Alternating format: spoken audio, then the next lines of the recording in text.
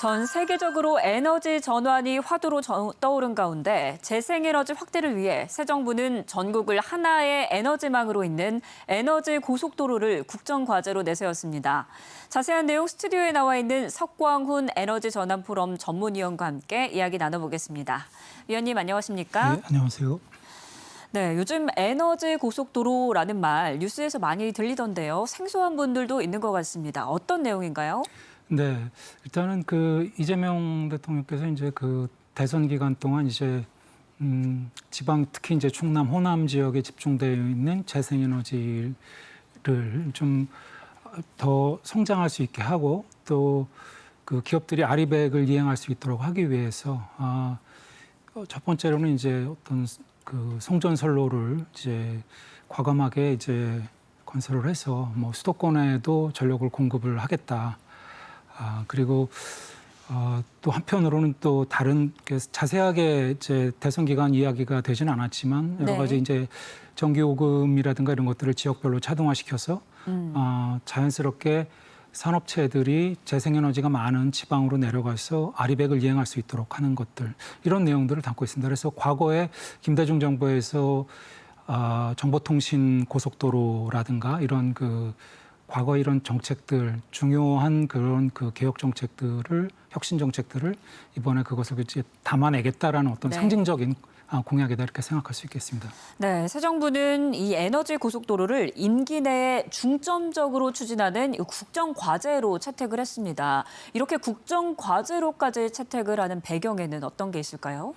예, 아무래도 이제 재생에너지와 이제 이런 것들을 더 확대하겠다. 그리고 동시에 또 우리나라 기업들이 지금 아리백 이행률이 전 세계적으로 굉장히 가장 낮은 수준에 있는데요. 동남아 국가들보다 우리가 오히려 더 낮고 OECD에서는 이제 꼴찌 수준이고 이제 그런 상황들이 이제 심각한 문제이기 때문에 이제 이거를 임기 내에 좀 많은 병목 현상들을 해결을 해서 좀 원활하게 재생에너지 확대를 하겠다라는 게 이제 이런 국정 철학에 좀 녹아 있는 것이다 이렇게 생각이 됩니다. 네, 말씀해 주신 것처럼 재생에너지는 늘어나고 있는데 정작 이 재생에너지를 보내는 길이 부족하다 그래요. 네. 인프라 구축이 그래서 필요하다는 거죠? 네, 그렇습니다. 그래서 지금 국정기획위원회에서 지금 거의 초안 성격으로 나와 있는 이제 지난 6월 달에 나왔었는데요. 이제 진짜 성장이라는 이제 주제로 이제 나왔는데 거기에서 강조된 거는 이제 서해안에 이제 해저 송전선로를 건설해서 예를 들면 새만금에서 예를 들면은 경기도나 인천 쪽으로 이제 송전선로를 건설해서 그걸로 이제 2030년까지 호남 지역의 재생에너지를 수도권으로 전력을 보내겠다라는 이제 공약, 그런 정책이 소개가 됐고 또 한편으로는 동시에 지역별 차등화 전기요금 제도를 통해서 산업체들이 수도권으로만 집중되지 말고 지방으로 좀 자연스럽게 가격 신호를 통해서 재생에너지가 많은 지역으로 공장 투자를 하도록 유도하겠다. 뭐 이런 두 가지 정책이 좀 있습니다. 그런데 사실은 이 두 가지 정책이 서로 상충이 됩니다. 왜냐하면은 송전선로를 건설하겠다라는 거는 지방의 재생에너지를 수도권으로 전력을 보내겠다라는 거고 이거는 수도권 집중 추세에 계속 그거에 이제 추종을 하는 정책이고요. 이제 반대로 후자인 이제 지역별 차등화를 통해서 이 산업체들을 지방으로 내려가겠다라는 건 또 이제 분산 정책입니다. 그래서 이런 상충되는 정책들이 좀 아직은 사실은 이제 매끄럽게 어떤 일관성을 갖도록 교통 정리가 좀 아직 안 돼 있는데요. 이런 부분들을 향후 빠른 시기 내에 이것들을 좀 조정을 해야 될 필요가 있다고 생각이 됩니다. 예. 말씀해 주신 것처럼 정말 반도체나 2차 전지처럼 전력을 많이 쓰는 그런 업체들은 수도권에 집중이 돼 있고 지방에서는 전기를 만드는 데만 집중하다 보니까 이런 불균형이 심하다라는 지적이 많은데요. 그러면 이걸 어떤 식으로 풀어가면 좋을까요? 네, 그렇습니다. 지금 아무래도 기업들 입장에서는 이제 수도권에 공장을 계속 짓는 게 여러모로 이제 편의가 그러니까 편리할 겁니다. 여러 가지로 이제 뭐 교통이라든가 또는 이제 직원들의 어떤 고용 문제라든가 뭐 여러 가지 측면에서 이제 편리할 텐데요.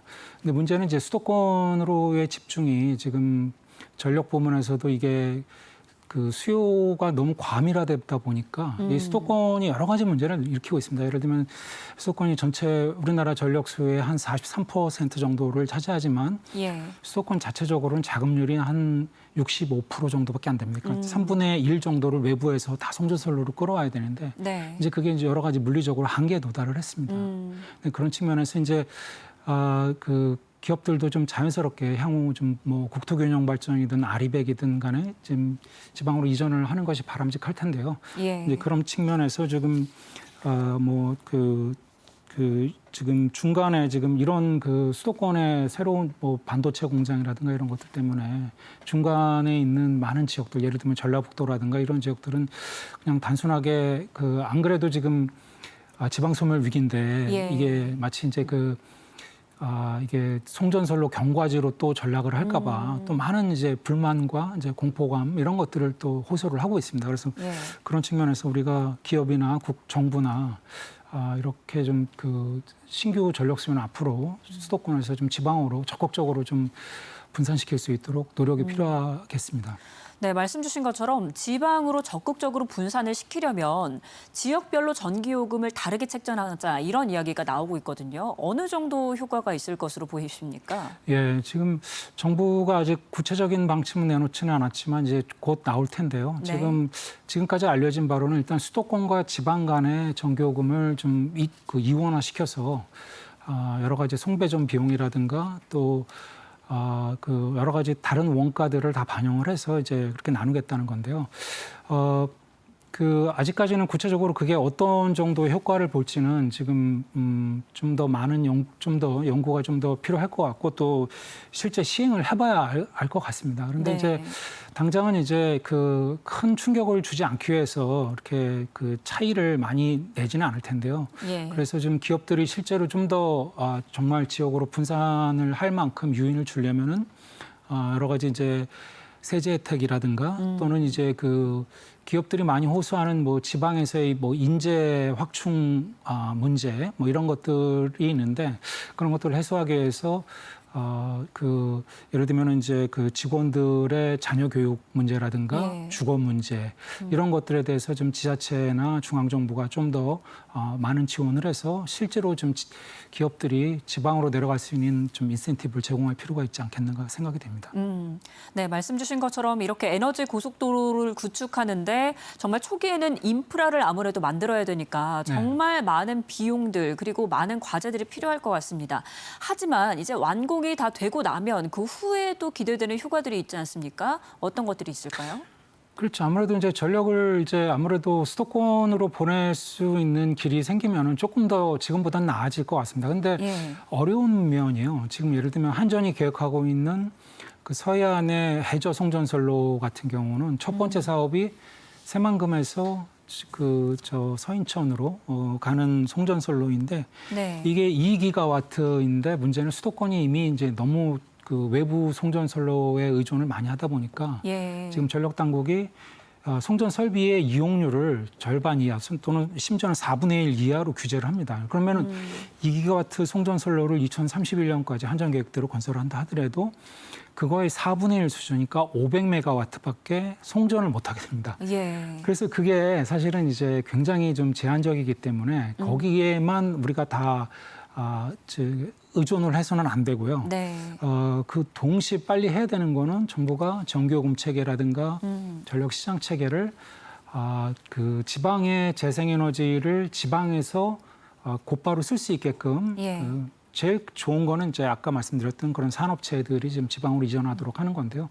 그런 정책들도 필요하고 또 하나는 이런 하드웨어, 송전선로 같은 하드웨어뿐만 아니라 소프트웨어. 그러니까 요즘에는 이제 영국에는 그 옥토퍼스 에너지라든가 미국에는 이제 구글의 뭐 테피스트리, 리뉴홈, 마이크로소프트에는 이제 라인 비전이라든가 이런 모든 제가 거론한 이 업체들이 다 재생에너지가 늘어나는 송전선로, 그러니까 전력망에서 예. 기존의 전력망을 가지고 최대, 그러니까 신규로 건설하지 않는다 하더라도 최대 기존 송전선로를 가지고 효율적으로 사용할 수 있도록 머신러닝이라든가 이런 기술로 이제 재생에너지 출력을 정확하게 예측하고 소비도 정확하게 예측을 하고 전력망의 어떤 포화 정도도 정확하게 예측을 해서 예. 기존의 송전망의 이용률을 최대화시켜서 네. 사용할 수 있도록 하는 그런 서비스를 하고 있습니다. 그래서 우리가 이제 하드웨어뿐만 아니라 이런 소프트웨어에서도 적극적으로 우리가 정부가 좀 AI 정책과 좀 같이 이것을 병행해서 개발할 필요가 있겠다 생각이 됩니다. 네, 정말 이런 여러 가지 정책들 사이에 전략적으로 또 선택을 하고 추진하는 그런 역량이 필요할 것 같은데요. 해외에서는 이미 이런 전력망 혁신에 몰두하고 있다고 하더라고요. 해외 사례도 좀 봐야 될 것 같습니다.